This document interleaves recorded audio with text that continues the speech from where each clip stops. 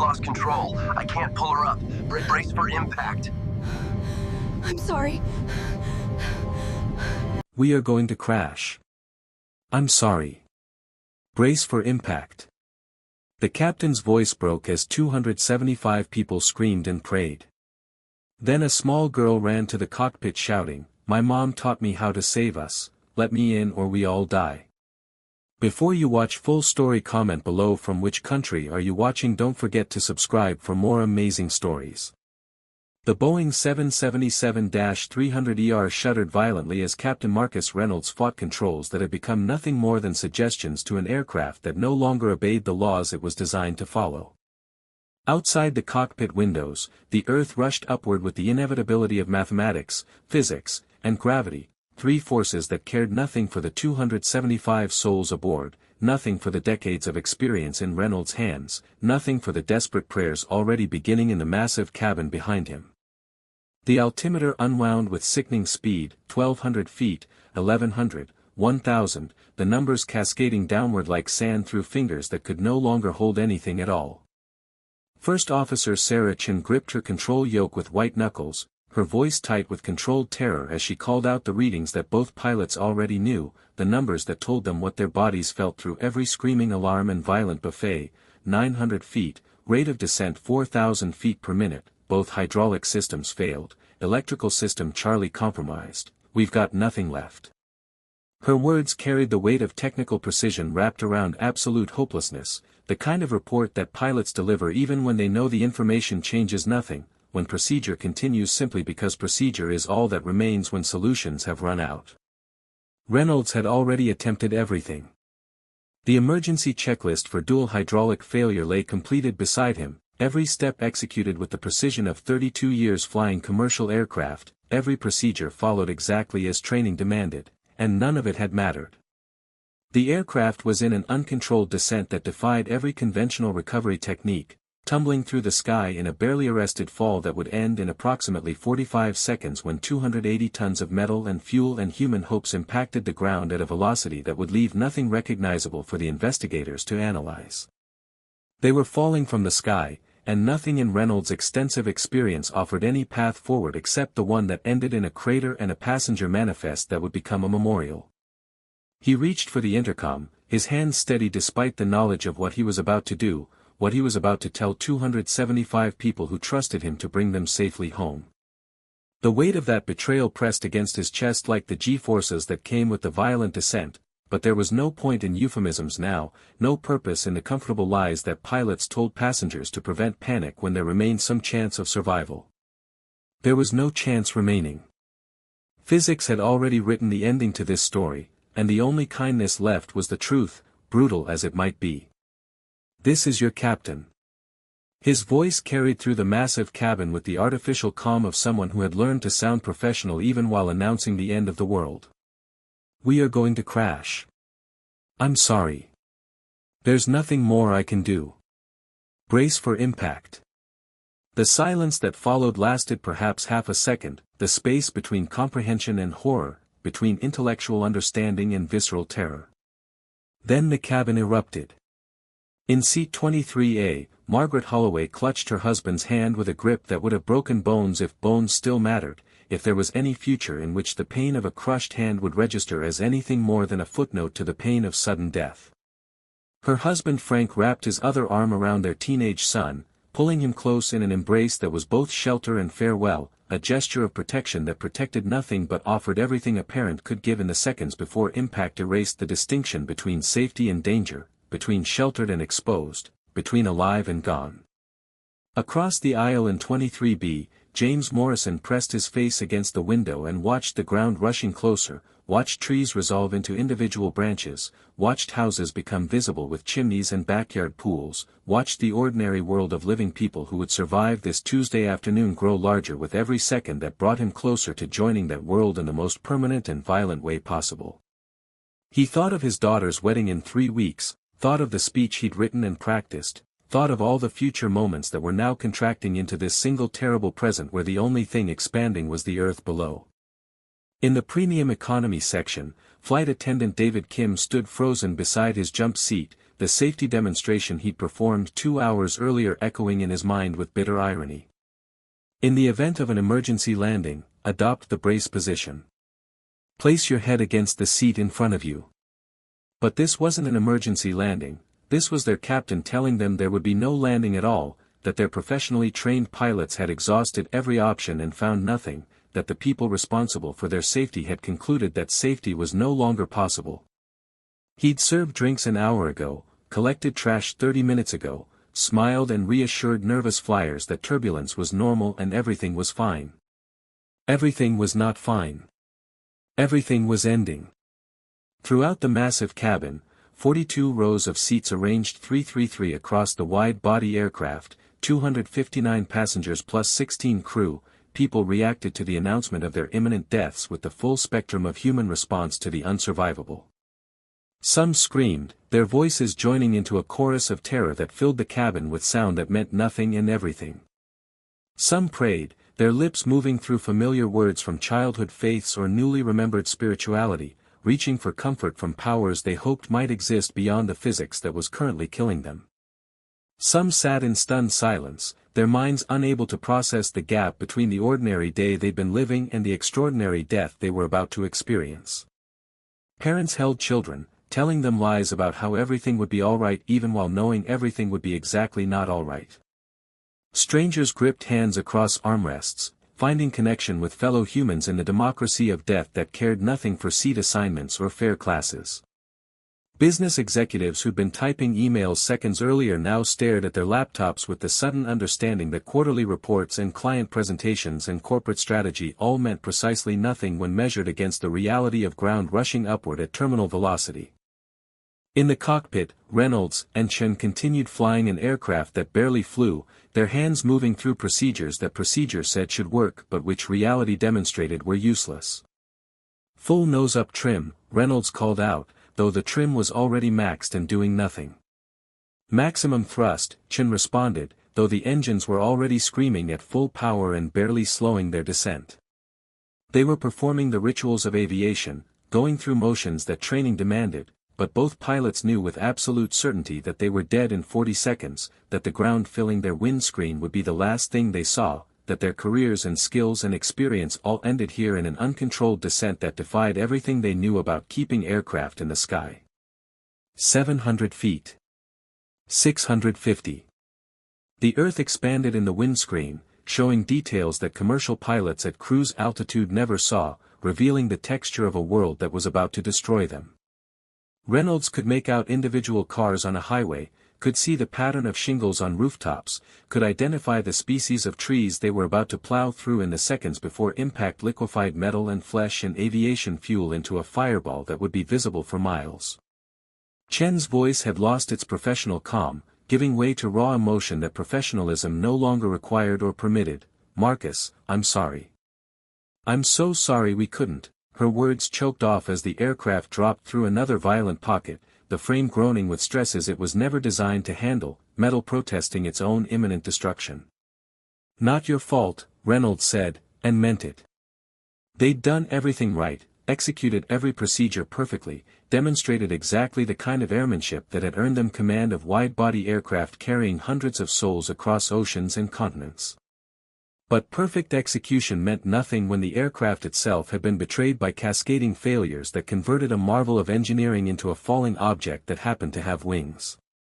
They were professionals facing an unprofessional death, experienced pilots discovering that experience couldn't overcome physics once physics decided the conversation was finished. 500 feet. 450. Impact in approximately 30 seconds.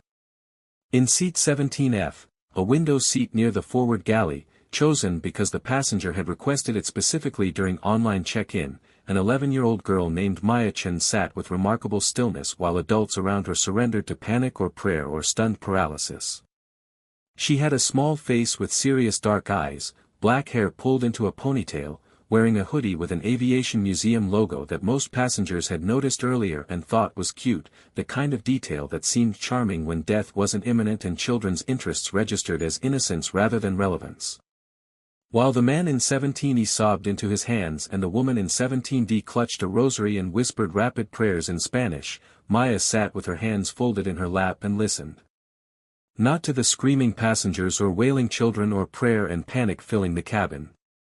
She listened to the aircraft itself, to the angle of descent transmitted through the seat beneath her, to the specific pitch of the engines that told her they were at maximum thrust but generating insufficient power to arrest the fall, to the quality of vibration that indicated structural stress from maneuvering beyond design limits.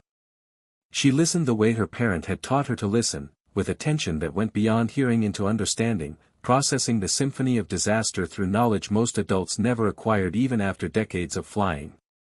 Her parent had been Captain Alexis Chen, one of the most respected and controversial figures in aviation safety research before dying in a car accident 2 years ago when Maya was 9. Captain Chen had spent 15 years as a commercial pilot before becoming obsessed with what the industry called unsurvivable scenarios, the situations that standard training dismissed as unrecoverable, the cascade failures that textbooks said would inevitably result in fatal crashes, the final seconds before impact when conventional wisdom concluded that nothing more could be done. While other researchers focused on preventing failures or handling them early, Captain Chen had specialized in the impossible, finding techniques that might work in the last moments when standard procedures had already failed and death seemed mathematically certain. The aviation establishment had treated this research with skepticism bordering on dismissal. What was the point, they argued, of developing procedures for situations that were already too far gone? Why waste time on scenarios that happened in the final seconds before impact when resources should focus on preventing aircraft from reaching those final seconds in the first place? Captain Chen's papers on extreme descent recovery physics and unconventional final moment maneuvers were published in obscure journals, presented at conferences where senior pilots shook their heads at theoretical work that seemed divorced from practical aviation, discussed in the kind of academic circles where pioneering ideas often lived and died without ever reaching the cockpits where they might save lives. But Captain Chen hadn't been content with academic publication. She had drilled these procedures into her daughter with an intensity that might have seemed excessive, might have appeared to be a parent processing trauma through obsessive technical training, might have looked like someone who couldn't separate professional obsession from parenting responsibilities. Every evening after school, Maya learned about aerodynamics and control surfaces and energy management. Every weekend involved flight simulators programmed with scenarios that standard training never covered because standard training assumed pilots would never be in those situations, or would be dead seconds after reaching them. Every vacation became aviation education, visiting research facilities and wind tunnels and talking with the few pilots who took Captain Chen's work seriously enough to engage with recovery techniques for the unsurvivable. After Captain Chen's death, bitterly ironic, dying in a car rather than an aircraft, killed by automotive physics rather than aviation disaster, Maya's aunt had gained custody and tried to provide a more normal childhood. But the training had already happened, thousands of hours of technical education compressed into a young mind that absorbed it with the strange gift that some children had for specialized knowledge, the way some kids could recite dinosaur species or multiplication tables or state capitals. Maya could recite the specific control inputs required to arrest an uncontrolled descent in the final 8 seconds before impact, could describe the precise angle and thrust combinations that might convert unsurvivable falls into survivable crashes, could explain the physics of why conventional procedures failed in extreme scenarios and what unconventional approaches might work instead. This knowledge had seemed like a burden after her parent died, a weight of technical expertise that separated Maya from other children. That made normal 6th-grade concerns feel trivial when her mind was full of aircraft performance equations and boundary layer aerodynamics and the mathematical relationship between descent rate and remaining altitude and the fractional seconds in which physics might still permit survival if someone knew exactly what to do.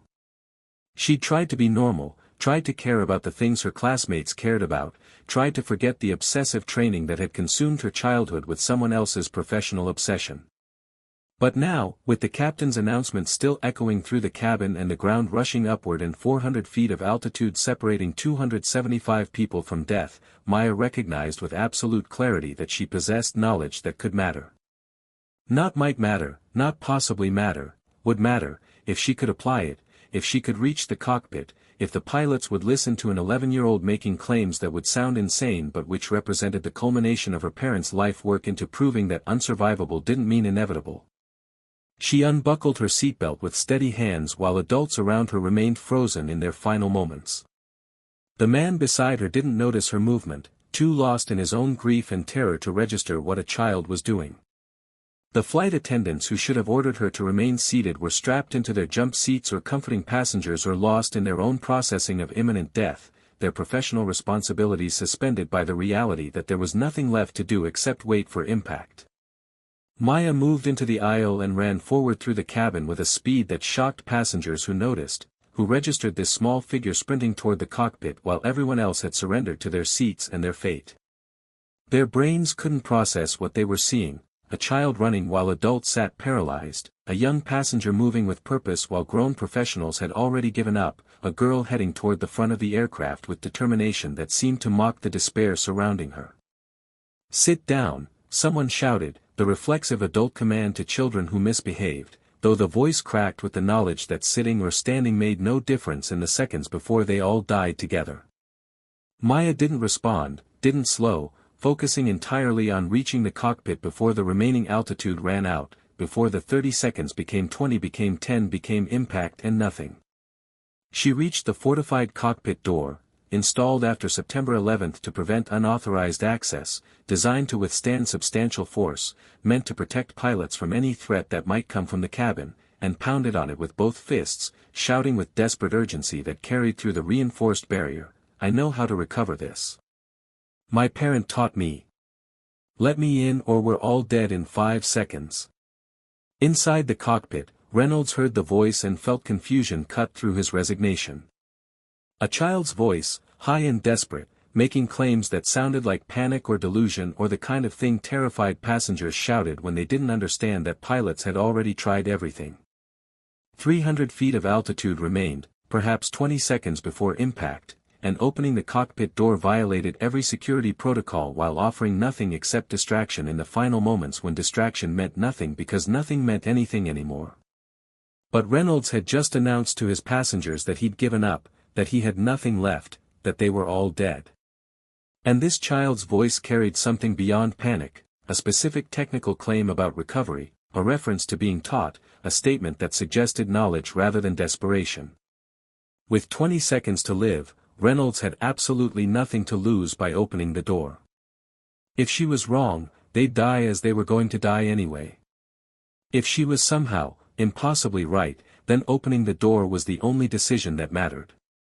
He pressed the release, and the cockpit door burst open to admit a small figure in an aviation museum hoodie, breathing hard from her sprint through the cabin, looking terrifyingly young and impossibly calm as she stepped between the pilot's seats and assessed the situation with eyes that swept across instruments and controls and the windscreen filled with earth with a speed that suggested comprehension rather than fear. 11 years old, Chen gasped beside him, recognizing the approximately age, understanding the insanity of what was happening, registering that their final seconds now included a child in the cockpit making claims about recovery while ground filled their vision and altitude unwound toward zero. "Captain Alexis Chen's daughter," Maya said, her voice carrying unexpected authority, using her parents' name and title as credentials that might mean something even in this impossible moment. "My parents spent 15 years researching final-second recovery for unsurvivable descents. This is unsurvivable by standard procedures. But you're not using standard procedures anymore, are you? Because standard procedures already failed." Reynolds stared at her for perhaps 2 seconds, precious seconds, irreplaceable seconds, while his mind tried to reconcile what he was seeing with what he was hearing. He knew the name Alexis Chen, knew the research into extreme scenarios, knew the controversial work that the aviation establishment had largely dismissed as theoretical exercises without practical application. He'd read one of Captain Chen's papers years ago, something about unconventional recovery techniques for uncontrolled descent, and he'd filed it away as interesting but not relevant because commercial pilots weren't supposed to end up in those situations, and if they did end up there the general assumption was that nothing could be done. But they were in that situation now, and nothing conventional could be done, and this child was claiming that her deceased parent had found something unconventional that might work in these exact circumstances. 250 feet. 15 seconds to impact. What do I do? Reynolds asked, making the decision instantly, committing fully to the insanity of taking flight guidance from an 11-year-old because she was right that standard procedures had failed and something unconventional represented their only remaining chance, even if that chance seemed impossible. Maya gripped the back of Chen's seat and spoke with remarkable precision, her voice cutting through the cockpit chaos with technical specificity that sounded nothing like a child and everything like someone reciting procedures they'd practiced 10,000 times. You're trying to arrest the descent by pulling back on the yoke and increasing thrust, which is exactly what training says to do and exactly what's not working because you're too steep and too fast and your control authority is compromised by the failures. You need to use the dive itself to generate the energy for recovery. We're already in a dive, Chen said, confusion cutting through her terror. That's the problem. You're in an uncontrolled descent that's too steep for conventional recovery, Maya corrected, and Reynolds felt a chill at the technical precision in her voice, at the way she distinguished between similar-sounding scenarios with the exactness of someone who understood the physics at a level that went beyond pilot training into engineering and research. But if you accept the descent temporarily and use it to build specific energy, you can convert that energy into control authority at the exact moment when you have sufficient altitude to use it but not so much altitude that the technique fails. My parent called it dynamic energy management for terminal recovery. You have to fly toward the ground before you can fly away from it. Every instinct Reynolds had developed over 32 years of flying screamed that this was suicide, that diving toward the ground when you were already diving toward the ground was how you ensured impact rather than prevented it, that this child was describing a technique that would kill them faster rather than save them. But his instincts had already led him to announce their deaths, had already concluded that conventional wisdom offered nothing, had already surrendered to impact because everything his experience told him to do had failed. 200 feet. 10 seconds. Tell me exactly what to do, Reynolds said, releasing his death grip on the yoke and preparing to follow her guidance even though his training and instincts and 3 decades of experience all said this was madness. Every detail. Precise timing. Maya's eyes fixed on the altimeter and airspeed indicator with intensity that seemed impossible for her age, processing numbers and rates with computational speed, tracking the mathematical relationship between their current state and the specific conditions her parents' research had identified as the narrow window where this technique could work. Push forward on the yoke. Not pull back, push forward. Increase your dive angle by exactly 15 degrees for 3 seconds. That's suicide, Chen breathed, horror in her voice at the suggestion to dive steeper when they were already plummeting toward impact. That's physics, Maya corrected sharply. You need the energy. Trust the research. Push forward now. Reynolds pushed forward on the yoke, every nerve in his body screaming against the action, feeling the aircraft respond by diving steeper, watching the altimeter unwind even faster, seeing the ground expand in the windscreen with accelerated terror as they fell toward impact at increased speed. This was wrong, this was killing them faster, this was exactly what pilots were trained never to do when already descending toward terrain. But he'd committed to following her guidance, and backing out now meant certain death while continuing meant possible death and some infinitesimal chance that a child carrying forward her parents' research knew something that conventional aviation had missed. 175 feet. 150.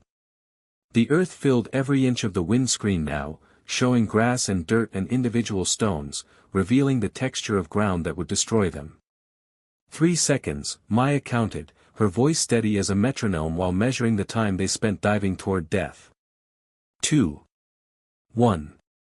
Now, full back pressure on the yoke, maximum force, every ounce of strength you have, pull back like you're trying to tear the yoke from its mounting. Reynolds yanked back on the yoke with violence that threatened to rip it from the console, every muscle in his arms and shoulders and back engaging in the single most important control input of his career, pulling with strength he didn't know he possessed, feeling Chen beside him doing the same, both pilots hauling back on their controls with desperate force while altitude dropped through 100 feet and 90 and 80.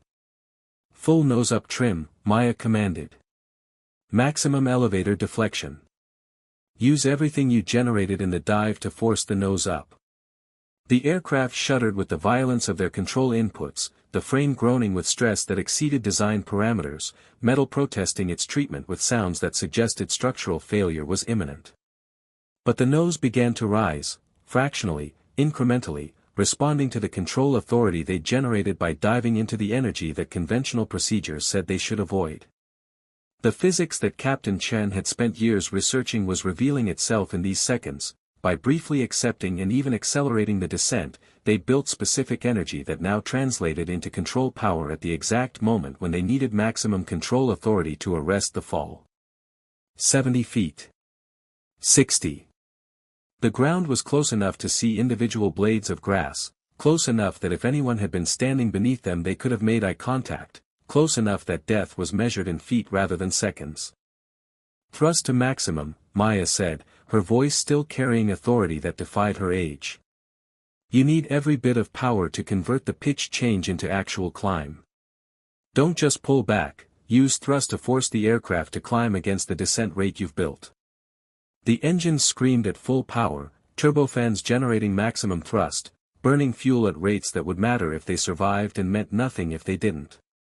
The combination of control inputs and thrust and the energy they generated through the brief steepening of their dive began to work in ways that seemed impossible but which physics, carefully researched, thoroughly analyzed, obsessively tested by a pilot who dedicated years to proving the unsurvivable could be survived, demonstrated was mathematically sound if executed with perfect timing. 50 feet. 40.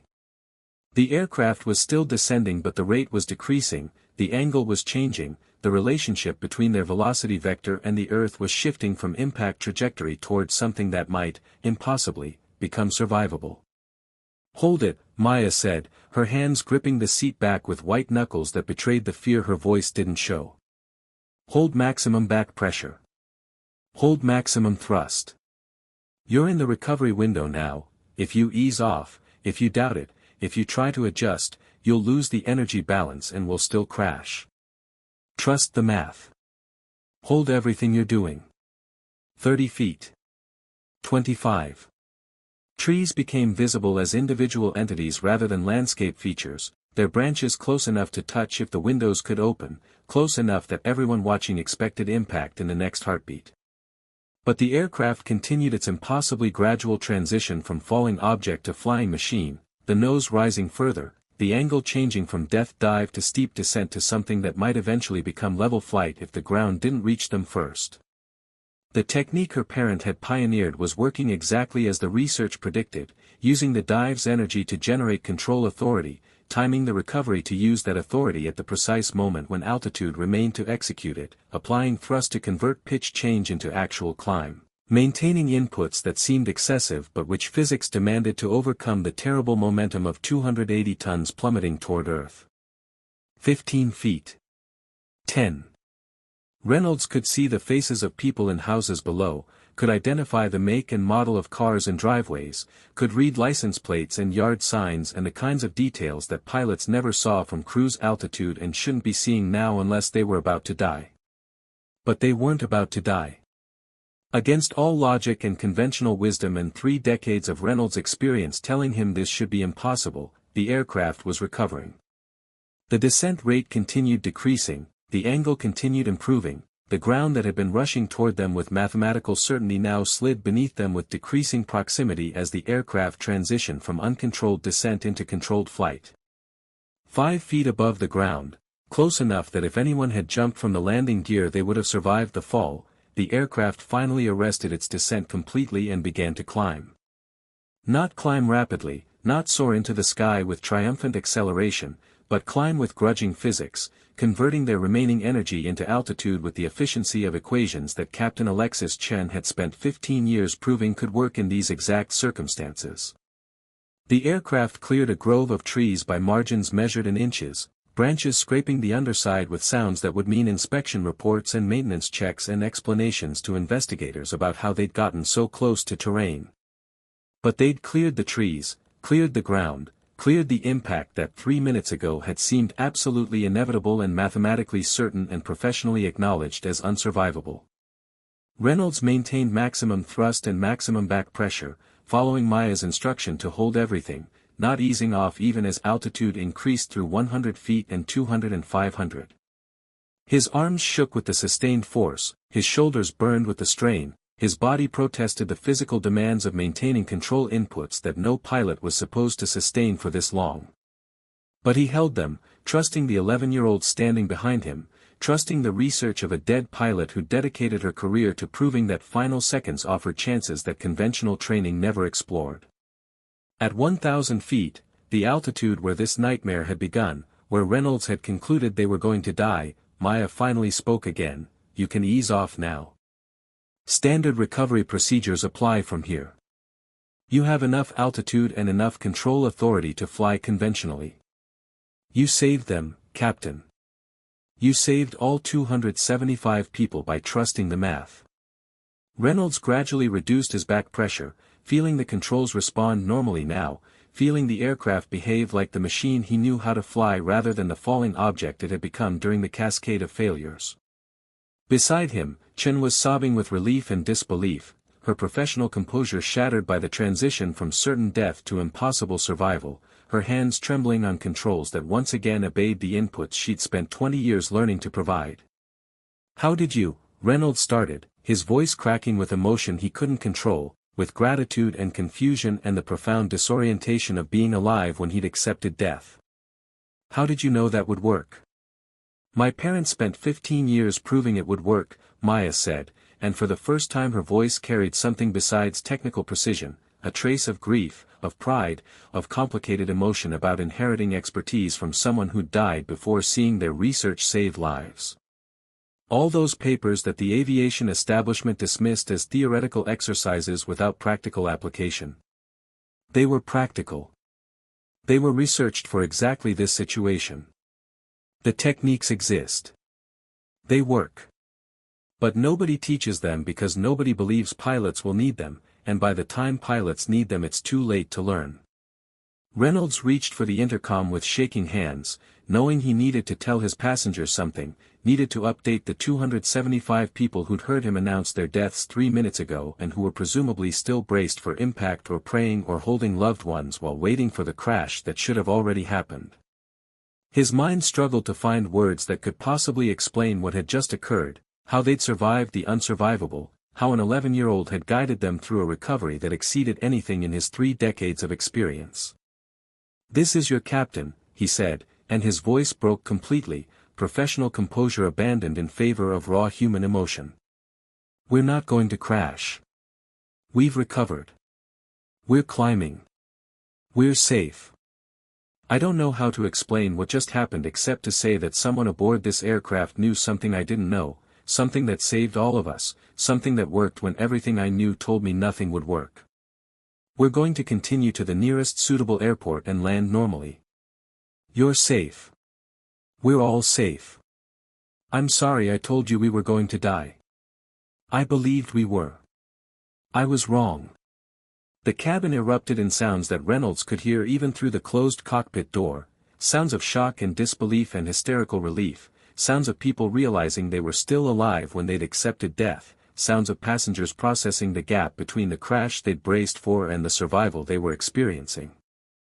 Flight attendants moved through the aisles on shaking legs, checking on passengers who'd heard 2 contradictory announcements in 3 minutes, who'd been told they were dead and then told they were saved, who'd experienced emotional whiplash that no safety demonstration or emergency training had prepared them for.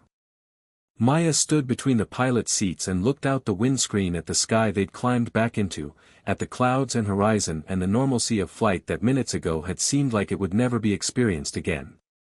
Her face showed the exhaustion that came after adrenaline faded, after the desperate focus required to guide someone through final second recovery gave way to the understanding of what had almost happened, what would have happened if her parents' research hadn't existed or if Maya hadn't been aboard or if the captain hadn't made the split-second decision to trust a child's guidance in the seconds before impact. "What's your name?" Reynolds asked, needing to know the identity of the person who'd saved his life and the lives of everyone aboard, needing to put a full name to the face of the 11-year-old who'd accomplished what his 3 decades of experience couldn't accomplish. "Maya Chen," she said quietly. "Captain Alexis Chen was my mom." The name confirmed what Reynolds had suspected, what the technical precision and specific knowledge in reference to parental research had suggested. This wasn't just any child who happened to know aviation, this was the daughter of the researcher whose work Reynolds had read years ago and filed away as interesting but impractical, whose papers on extreme descent recovery he'd thought were academic exercises rather than life-saving procedures, whose obsessive focus on unsurvivable scenarios had seemed divorced from the reality of commercial aviation until that reality included plummeting toward Earth in an uncontrolled descent with no conventional solutions remaining. "Your mother's research just saved 275 lives, Reynolds said, and felt emotion overwhelm him completely, felt tears streaming down his face without shame or embarrassment because he was alive to cry when 3 minutes ago he'd been dead. Her work wasn't theoretical. It was essential. And you carried it forward. An 11-year-old executed a recovery procedure that I didn't know existed, that standard training never covered, that worked when everything conventional had failed. You saved us, Maya. You saved all of us." Chen had been listening to their exchange while flying the aircraft, maintaining climb and configuring for approach to the nearest airport, handling the practical necessities of continuing flight while processing the impossible reality of their survival.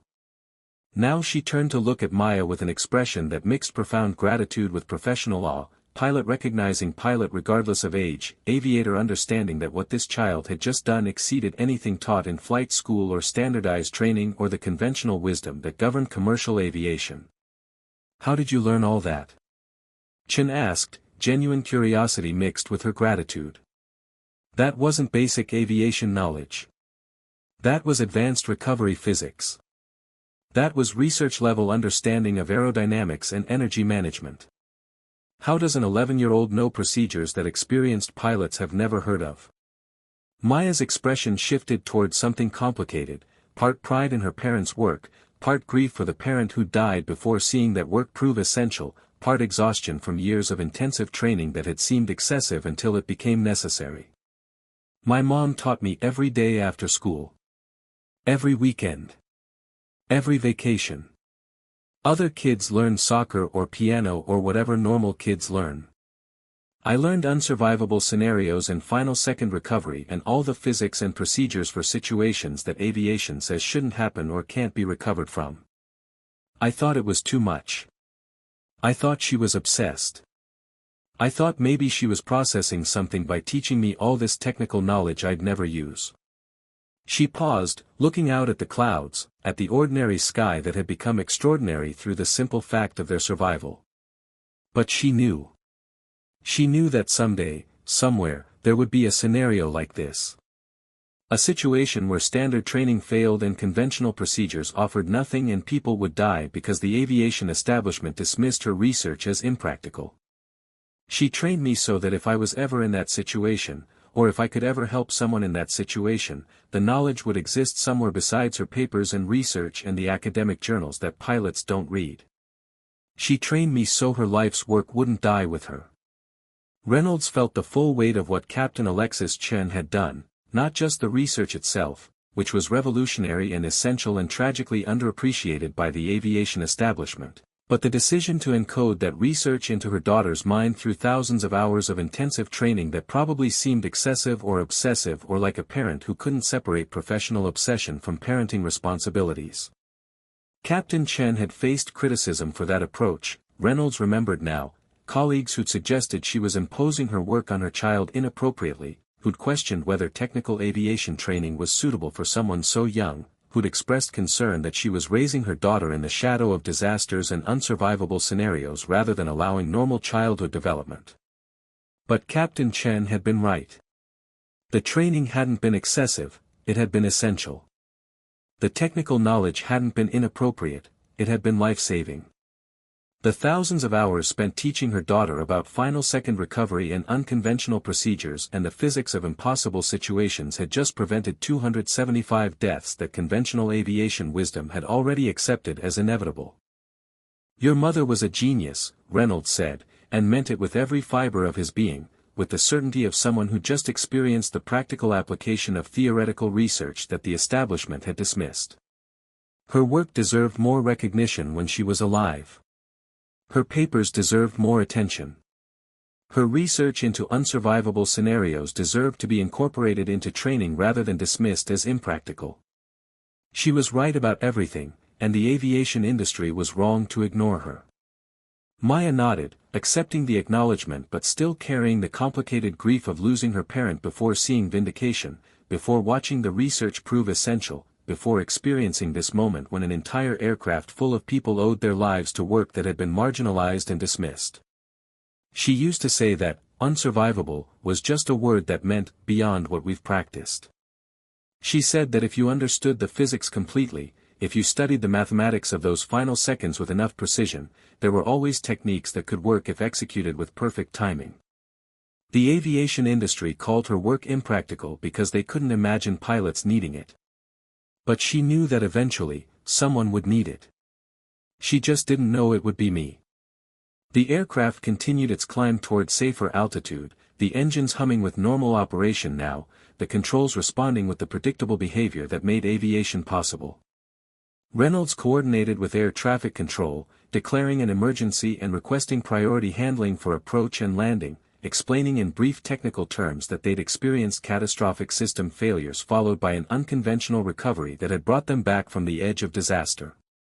The controllers responded with professional efficiency, clearing traffic and providing vectors, but Reynolds could hear the confusion in their voices, confusion about how an aircraft that had been in uncontrolled descent with announced imminent crash was now flying normally and requesting routine landing clearance. Behind them in the cabin, the reality of survival was settling over passengers with the strange disorientation that came from having already accepted death and then being forced to unaccept it, to return to living when their minds had already processed goodbye. Parents held children and tried to explain what had happened, though no explanation quite captured the experience of being told you were about to die and then being told 3 minutes later that everything was fine. Strangers who'd gripped hands during the descent now looked at each other with the awkward intimacy of people who'd shared their final moments, who'd connected in the democracy of death and now had to figure out what that connection meant in the democracy of survival. Flight attendants moved through the aisles with practiced professionalism, checking on passengers who'd suffered panic attacks or injuries during the violent maneuvers, collecting the personal items that had scattered during the descent, maintaining calm through their presence even though their own hands shook and their own voices cracked when passengers asked what had happened. David Kim paused beside seat 17F, Maya's empty seat, and noticed the aviation textbooks in the seat pocket, the advanced aerodynamics reference that seemed impossibly complex for a child, the notes in careful handwriting that covered topics he'd learned in flight attendant training but written with technical precision that suggested understanding far beyond memorization. In the cockpit, Chen was completing the approach checklist, calling out items with voice that had returned to professional steadiness even though her hands still trembled slightly on the controls. Gear down and locked. Flaps at approach setting. Landing checklist complete. The ordinary procedures of normal flight felt surreal after the extraordinary procedures of impossible recovery, felt like returning to mundane reality after visiting some other realm where physics worked differently and 11-year-olds guided airline captains through techniques that shouldn't exist. Maya, Reynolds said, turning in his seat to look at her directly, needing her to understand something before they landed, and this moment ended and she returned to being a passenger while he returned to being a captain. What you did today, the courage it took to run forward when everyone else had given up, the knowledge you carried, the calm you maintained while guiding us through something I didn't know was possible, that's the finest example of airmanship I've witnessed in 32 years of flying. Age doesn't matter. Experience doesn't matter. What matters is knowledge applied at the critical moment, and you had the knowledge and you applied it perfectly. My mom would say you did the hard part, Maya replied, her voice carrying the generosity of someone who understood crew resource management, who'd been taught that aviation was always teamwork even when one person provided the guidance. You had to trust me. You had to follow procedures that contradicted everything your training told you. You had to push forward on the yoke when every instinct said that would kill everyone faster. That took more courage than anything I did. I just remembered what my mom taught me. You had to trust a stranger's research and a child's memory in the seconds before impact. That's not easy. The airport appeared ahead of them, runways visible in the distance, emergency vehicles already positioned along the taxiway, standard procedure for any aircraft declaring emergency, ready to respond if the landing went wrong, even though this landing would be routine compared to the recovery that had preceded it. Reynolds lined up for final approach, feeling the aircraft respond normally to his inputs, experiencing the ordinary miracle of flight that he'd taken for granted for 3 decades until spending 3 minutes believing he'd never experience it again. "Tower, this is Flight 227, Reynolds transmitted. "We're established on final approach. All systems currently normal. Emergency equipment standing by is appreciated, but we expect routine landing. Flight 227, Tower copies. You're cleared to land runway 27. Emergency equipment will follow you to the gate. Welcome back." The controller's voice carried emotion that professional protocol usually suppressed, carrying the unspoken acknowledgement that they'd heard the original emergency declaration, heard the reports of uncontrolled descent, heard enough to know that this aircraft returning for normal landing represented something extraordinary. The touchdown was smooth, perhaps the smoothest landing of Reynolds' career, executed with the precise care of someone who'd been given an unexpected gift and refused to waste it through carelessness. The main gear kissed the runway with barely a bump, the nose gear following with equal gentleness, the aircraft rolling out with professional precision that betrayed nothing of the catastrophe they'd narrowly avoided.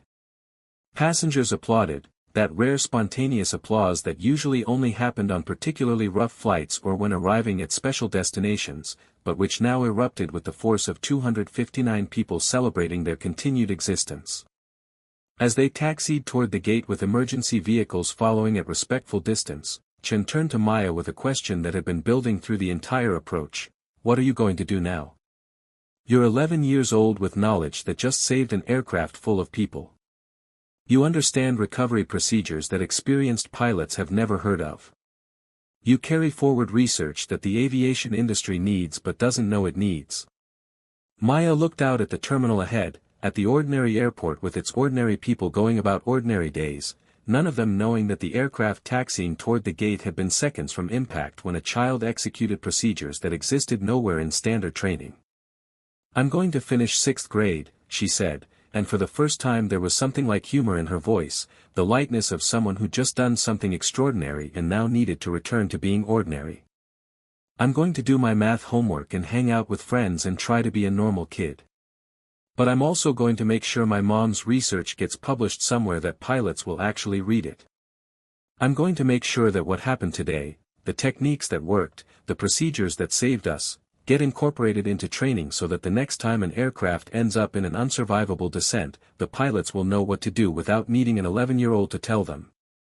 Reynolds pulled the aircraft to a stop at the gate, completing the shutdown procedures with methodical precision, securing the aircraft that had nearly become a crash site and was instead delivering its passengers safely to their destinations or connections or the counseling they'd certainly need after experiencing imminent death followed by impossible rescue.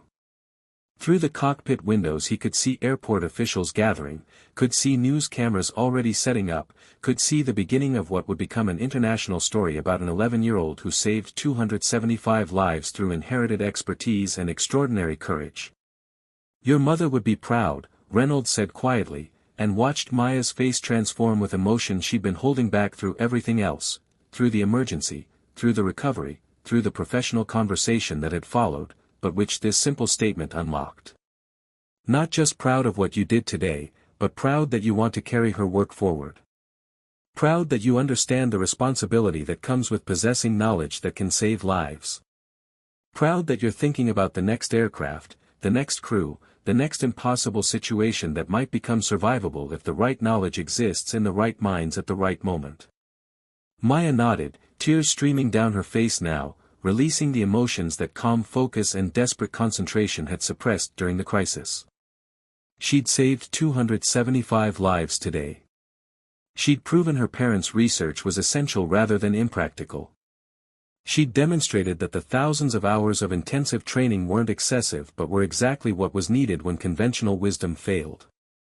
But she was also 11 years old, and she'd just experienced something that would have traumatized adults, and she'd done it while carrying the complicated grief of losing the parent who'd prepared her for exactly this moment but who wasn't alive to see the preparation prove essential. As the jetway connected to the aircraft and passengers began gathering their belongings with the surreal normalcy of people who'd accepted death and then been returned to routine, Reynolds made a decision. Maya, before you deplane, I need you to write down everything your mother taught you about final second recovery. Every procedure, every technique, every bit of physics and mathematics that went into what we just did. I'm going to make sure it reaches every aviation safety organization, every training facility, every airline pilot in the world. Your mother's work is going to become standard procedure. I'm going to spend whatever influence I have making sure that unsurvivable stops meaning we haven't practiced and starts meaning we know exactly what to do because Captain Alexis Chen researched it and her daughter proved it works. The passengers filed past the cockpit on their way out, many pausing to look inside, to see the pilots who'd saved them and the child who'd saved the pilots. Some said thank you. Some just stared with expressions that mixed gratitude and disbelief and the profound disorientation of survival. Some reached out to touch Maya's shoulder or hand, needing physical confirmation that she was real, that an 11-year-old had actually done what impossible circumstances had required. Among the deplaning passengers was Margaret Holloway from seat 23A, who paused at the cockpit door with her husband and son clustered behind her. I heard what you said on the intercom, she said to Reynolds, her voice still shaking from the emotional whiplash of the last 20 minutes. I heard you tell us we were going to crash. I believed you. I said goodbye to my family. I accepted that we were dead. She looked at Maya with an expression that held something beyond gratitude, something that approached reverence. Then I heard you say we were saved. I didn't understand how. Now I see how. Thank you doesn't begin to cover what you deserve, but thank you. Thank you for running forward when everyone else had given up. Thank you for knowing what nobody else knew. Thank you for being brave enough to pound on that door and demand to be heard.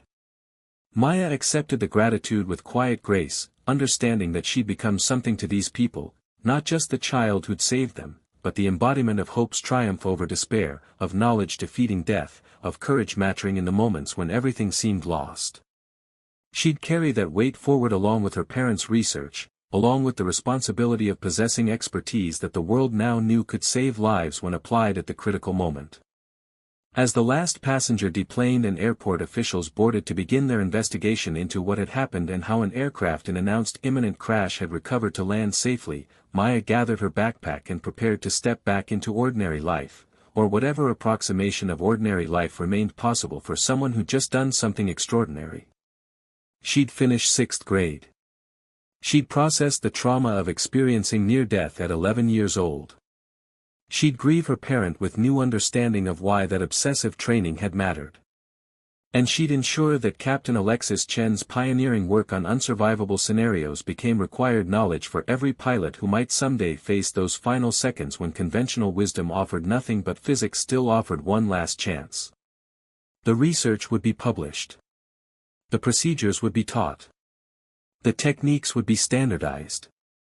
And the next time an aircraft found itself in uncontrolled descent with impact imminent and conventional recovery impossible, the pilots would know exactly what to do, not because an 11-year-old happened to be aboard, but because that 11-year-old had made sure her parents' life work reached every cockpit in the world, transforming unsurvivable from acceptance of death into recognition that survival required knowledge beyond standard training, courage beyond conventional procedures, and understanding that sometimes the final seconds before impact hold possibilities that exist nowhere in textbooks but everywhere in the careful research of pioneers who refused to accept that certain death was ever truly certain.